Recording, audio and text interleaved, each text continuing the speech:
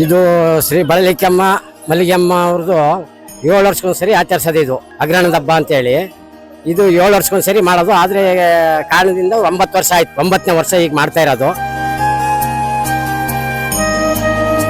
ಈ ಜಾತ್ರೆ ವಿಶೇಷ ಏನಂತಂದರೆ ಊರಿನ ಒಳಗಡೆ ಆಗಲಿ ಚಪ್ಪಲಿ ಕೊಡ ಯಾವುದಾಗಲಿ ವಾಹನಗಳಾಗಲಿ ಬರೋಂಗಿಲ್ಲ.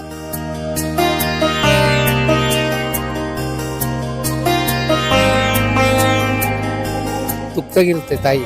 ದುಃಖದಾಗಿರೋದ್ರಿಂದ ನಾವು ಈ ಕಡ್ಡಾಯ ಏನೇನೋ ಒಂದೊಂದು ವಿಶೇಷ ಏನಾರ ಮಾಡಬಾರ್ದು ಈ ಜಾತ್ರೆಯಲ್ಲಿ ಅಂತೇಳಿ ಮನೆಗಳಿಗೂ ಮಾಡ್ಕೊಂಡಿರ್ತೀವಿ, ಬೇರೆ ಇದರಲ್ಲೂ ಗ್ರಾಮಕ್ಕೂ ಮಾಡ್ಕೊಂಡಿರ್ತೀವಿ. ನಮ್ಮ ಈರಳ್ಳಿ ಗ್ರಾಮದಾಗೂ ಎಲ್ಲ ಇದೇ ಇರುತ್ತೆ.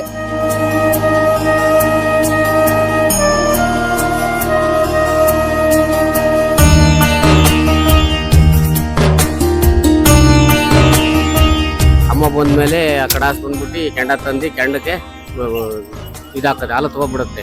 ಹಾಲು ತಗೊಬಿಟ್ಮೇಲೆ ಈ ಸೌದಿನೆಲ್ಲ ಹಾಕ್ಬಿಟ್ಟು ಕೆಂಡ ಬಿಡ್ಸೋದು. ಆಮೇಲೆ ಅಮ್ಮೆಲ್ಲ ಹಾಕಿ ದೇವಸ್ಥಾನಕ್ಕೆ ಹೋಗೋದು.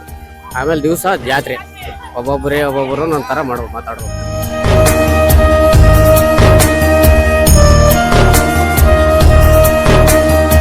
ಕರ್ಸಿದ್ನಳ್ಳಿ, ಕುರ್ಚಿಕ್ನಳ್ಳಿ, ಕೆಂಗೇನಹಳ್ಳಿ, ಕಾರಹಳ್ಳಿಯಿಂದ ಒಂದು ದಿವಸ ಸೌದಿ ಬರುತ್ತೆ. ನಿನ್ನೆ ಚಿಕ್ಕೋಜ ಬಂದಿದೆ, ಮೊನ್ನೆ ಸಾತಳ್ಳಿ ಬಂದಿದೆ. ಇದು ನಮ್ಮ ಏಳಹಳ್ಳಿಯಿಂದ ಇದು ಅಮ್ಮನವರು ಅವತ್ತಿಗೆ ಏನೋ ಮಕ್ಕಳನ್ನ ಇದಕ್ಕಾಕಿ ಕೊಂಡು ತಲೆ ಇದಾಕೊಂಡು ಅವರು ಆರಿದ್ರಂತೆ.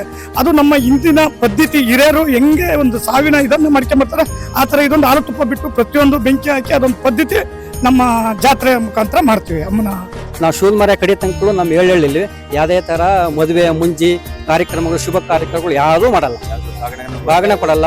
ಹೆಣ್ಮಕ್ಳಿಗೆಲ್ಲ ನಾವು ಈಗಲೇ ಕೊಟ್ಟಿದ್ವಿ.